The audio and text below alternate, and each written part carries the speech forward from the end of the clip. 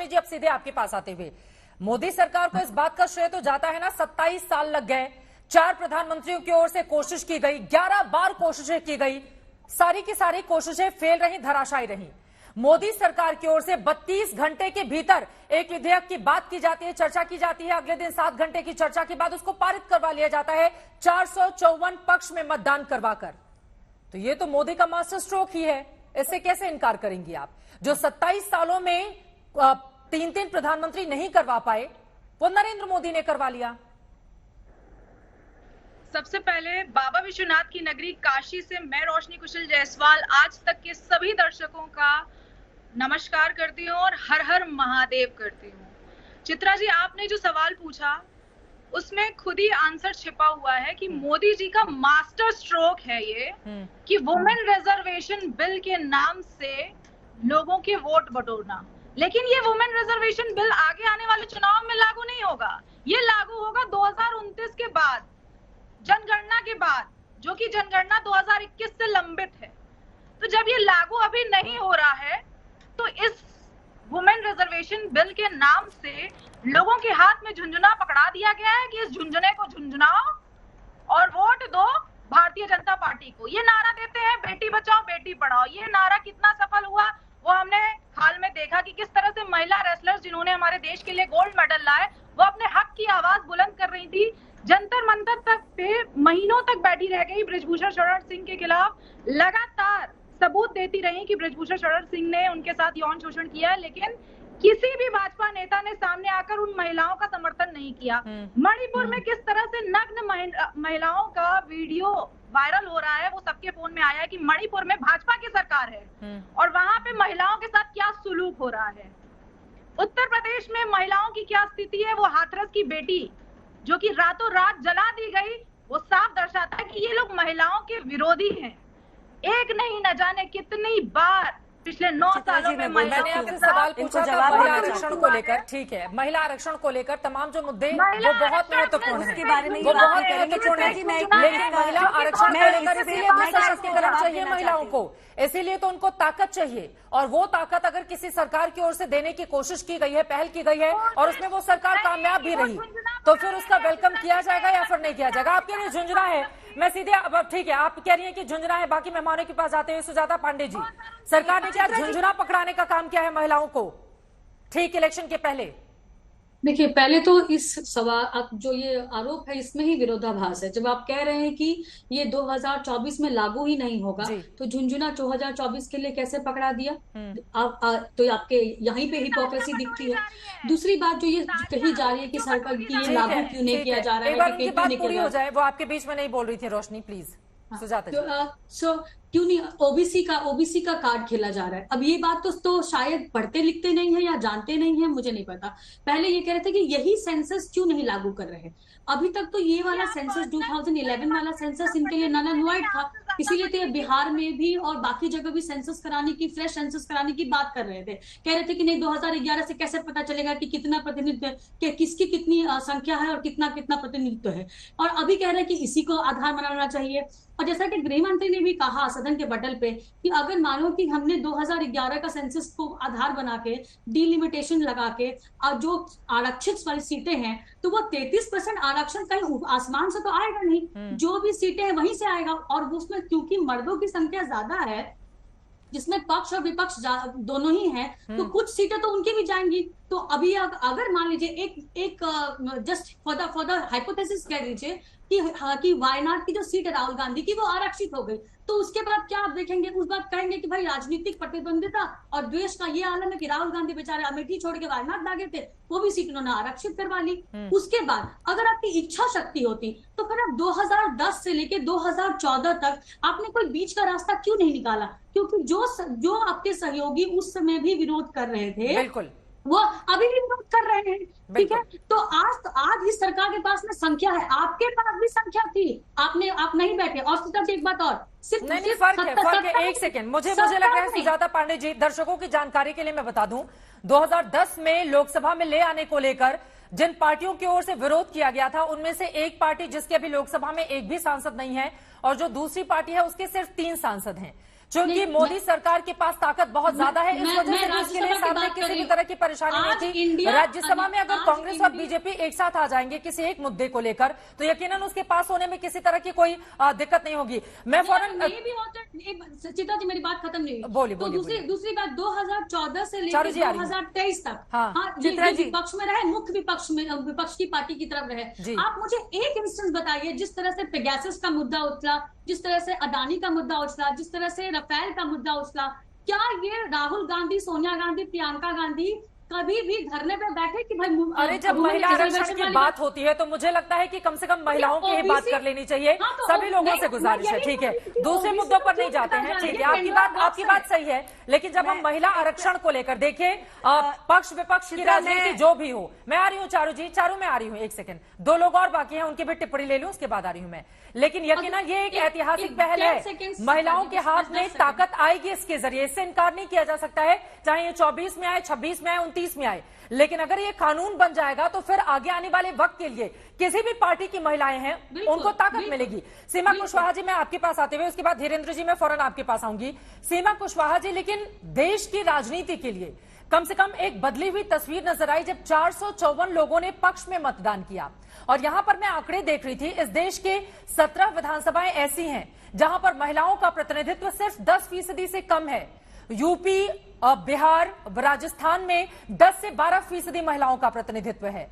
और इसके साथ ही साथ छत्तीसगढ़, बंगाल, झारखंड जैसे राज्य में यहां थोड़ा ज्यादा है, लेकिन वो भी 15% से कम है। तो कम से कम एक अच्छी पहल, बड़ी पहल, इसके जरिए मजबूती तो मिलेगी, इससे इनकार नहीं किया जा सकता है। लेकिन सारी पार्टियों का एकजुट होना इस मुद्दे पर, सिर्फ एमआईएम को छोड़कर, क्या दर्शाता है ये? सीमा कुशवाहा जी। चित्रा जी, सबसे पहले तो मैं आपको बधाई देना चाहती हूँ और मेरी देश की 50% महिलाओं को भी मैं बधाई देना चाहती हूँ, शुक्रिया अदा करना चाहती हूँ जिन्होंने इस बिल को इंट्रोड्यूस किया और इतने लोगों के मेंबर्स के सपोर्ट से ये पारित भी हो गया लोकसभा में। लेकिन मैम क्या है कि हमारे जो नेबरर कंट्रीज है, हमने देखा कि उसमें भी इवन कि हमारा भारत जो है अभी तक 15% के नियर अबाउट महिलाएं हमारी पार्लियामेंट में थी। लेकिन एक बहुत अच्छी शुरुआत हुई है और ये मुझे पता है कि मुकाम तक माननीय प्रधानमंत्री जी इसको पहुंचा देंगे, क्योंकि देश में अगर हम देखें कि जो 89.7% 2019 का ये आंकड़ा है कि हमारा वोटर है, मतदाता है, और जिसमें 43.2% करोड़ हमारी महिलाएं वोटर मतदाता, जिनके राइट का अभी तक यूज ही नहीं किया गया। दूसरी एक इम्पोर्टेंट बात मैम यहाँ पर ये आ रही है, जो मुझे भी लगता है कि ओबीसी महिलाओं को रिजर्वेशन के लिए इस बिल में प्लेस कहाँ है। 33% में 1.3% जो SC/ST के लिए कर दिया गया। नो डाउट कि जो ओबीसी रिजर्वेशन बिल है वो पार्लियामेंट से पास नहीं हुआ और वो कॉन्स्टिट्यूशन में नहीं है, लेकिन मंडल कमीशन की रिकमेंडेशंस में ये कहा गया है कि जो पिछड़ी जातियां हैं वो ओबीसी की जातियां हैं, तो जो पिछड़ी है, जो मुख्य धारा में नहीं जुड़ी है, उनको मुख्य धारा में जोड़ने के लिए उनको रिजर्वेशन भी दिया गया। डिफरेंट राज्यों में रिजर्वेशन ओबीसी के लागू किए हैं सरकार ने। लेकिन अगर हम पिछड़ी जातियों की बात करें चित्रा मैम, तो इस देश के अंदर हर वर्ग की महिला पिछड़ी हुई है, चाहे वो जनरल हो, ओबीसी हो, SC/ST हो, माइनॉरिटी हो। लेकिन जब ये महिलाओं के रिप्रेजेंटेशन की बात आ रही है तो फिर ये ओबीसी महिलाएं वो कहाँ पर जाएंगी? उनके लिए रिप्रेजेंटेशन कौन देगा? क्योंकि अगर हम विमेन रिजर्वेशन की बात करें, जो पंचायती राज व्यवस्था में दिया गया, एक प्रधानपति का भी कॉन्सेप्ट आया, जो हमारी फीमेल फाइनेंशियली स्ट्रॉन्ग नहीं है, इसलिए मैं ओबीसी रिजर्वेशन की बात कर रही हूं। प्रधानपति का कॉन्सेप्ट आया था, महिलाएं अब बहुत बड़ी लकीर खींच रही हैं। वो भले जिस वजह से बने, उनके पीछे परिवार हो सकता है, दूसरी ताकत हो सकती है, जैसे भी, लेकिन आज की महिला जब किसी पद पर पहुंच जाती है तो फिर वो अपने दिमाग का इस्तेमाल करना चाहती है तमाम निर्णयों में। तो इससे किसी भी महिला को ये कह देना कि नहीं वो प्रधानपति ही चलाएगा, अब वो समय गुजर चुका है। हम बट रियलिटी से पीछे नहीं हट सकते हैं। अगर 52% और 2020 के सेंसस के आधार पर अगर ये कहा जा रहा है कि महिलाओं की भागीदारी ओबीसी महिलाएं, तो वो कहाँ जाएंगी? माननीय हमारी गृह मंत्री जी पार्लियामेंट में बोलते हैं कि बीजेपी सरकार ने सबसे ज्यादा ओबीसी सांसद और एमएलए बनाए हैं। तो फिर ओबीसी सांसद और एमएलए बन रहे हैं, तो फिर ओबीसी महिलाएं सांसद और एमएलए कैसे बनेंगी? SC/ST बन जाएंगी, वो भी पिछड़ी है। एजुकेशनली बैकवर्ड है, सोशली बैकवर्ड है। लेकिन इन्हीं ग्राउंड पर चित्रा जी, इन्हीं ग्राउंड पर ओबीसी का भी रिजर्वेशन का कॉन्सेप्ट उठा, मंडल कमीशन की रिकमेंडेशन हमारे देश में लागू हुई है। ठीक है, ये बड़ी बात आपकी ओर से कही जा रही है। धीरेन्द्र जी से मैं टिप्पणी ले लेती हूँ, उसके बाद चारों में आऊंगी। बहुत देर से, आधे घंटे हो गए हैं, उनके पास मैं नहीं जा पाई हूँ। धीरेन्द्र जी, बार बार ओबीसी का मुद्दा उठाया जा रहा है। उनका ये कहना है कि ओबीसी महिलाओं को अगर रखा जाता तो वो ज्यादा बेहतर स्थिति होती, लेकिन उसमें सरकार से क्या चूक हो गई?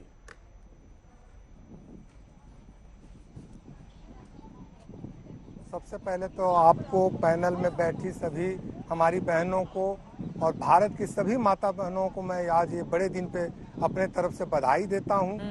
और अभी आपने कहा था कि कांग्रेस के खड़गे साहब क्या तो दोहा पढ़ रहे थे, उनका तो 27 साल से दोहा याद है ना हमको। वो क्या कर रहे थे और कर क्या रहे थे कि आज करो सो कल करो, कल करो सो परसों, और काहे हो तो अधीर है जनता, समय पर आए बरसों। तो 27 साल से तो वो यही करते आ रहे थे, लेकिन दोहा आज यहाँ पे उल्टा पड़ रहे हैं। अब राहुल गांधी जी कल वो लेके आए कि ओबीसी महिलाओं के लिए बात कर रहे हैं, 90 सेक्रेटरी में से बोल रहे हैं कि मात्र 4 ओबीसी के हैं। वो ये भी भूल जाते हैं कि इस देश के प्रधानमंत्री अति पिछड़ा वर्ग से आते हैं, जिसके नीचे में सारे सेक्रेटरी काम करते हैं। संविधान की रक्षा कौन कर रहे हैं? दलित महिला कर रही है, अनुसूचित जाति की महिला जो महामहिम हमारी राष्ट्रपति हैं। ये सब देखते हुए भी वो बीच में बात का बतंगड़ बनाते हैं। लेकिन इसके बावजूद भी जिन दलों ने नाकाम प्रयास भी किया है, मैं उनको भी बधाई देता हूं। और बाकी जो क्रेडिट की बात है, निश्चित तौर पर भारत के आदरणीय प्रधानमंत्री जी और एनडीए की सरकार ने आज इस काम को हम लोगों ने अंजाम दिया है।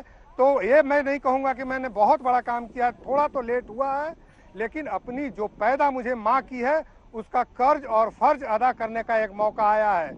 और मैं ये नहीं कर रहा हूँ कि मैं उनको सशक्त कर रहा हूँ। भारत की महिलाएं और माताएं बहनें पहले से ही सशक्त है। आज हम उनकी सहभागिता सरकार और देश को चलाने में ज्यादा देने के लिए लाए हैं। अब रह गई बात ये, जो 2 लोग अभी नहीं किए हैं वोटिंग, पठान साहब लंबी लंबी बात करते हैं, बाबा साहब का रोज ये जिक्र करते हैं।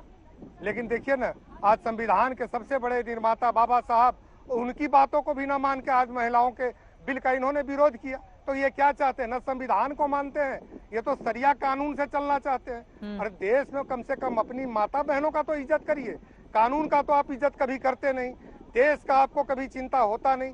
साहब, कभी जिसने पैदा किया है उसके दूध का कर्ज तो अदा करने का मौका था, उसमें भी आप लोगों ने पीछे रहने का काम किया है। देश की सभी माताएं बहनें आपको देख रही है और इसका जवाब निश्चित तौर पर मिलेगा। और क्रेडिट लेने की जो होड़ चल रही है ना, इसको मत भूलिए। हाँ। यहाँ की महिलाएं, सबको पता है आप जो क्रेडिट लेना चाहते हैं ना, कब आपको डेबिट करेंगे समझ में भी नहीं आएगा। और डे बाई डे डेबिट हो रहे हैं ये लोग। वारिस पठान जी, पहले आप जवाब दे दीजिए। हाँ। झूठा बहाना। वो कह रहे हैं कि इतिहास में आपको याद रखा जाएगा कि महिलाओं को ताकत देने की जब बारी आई थी तो आप विपक्ष में खड़े थे, विपक्ष में वोट कर रहे थे।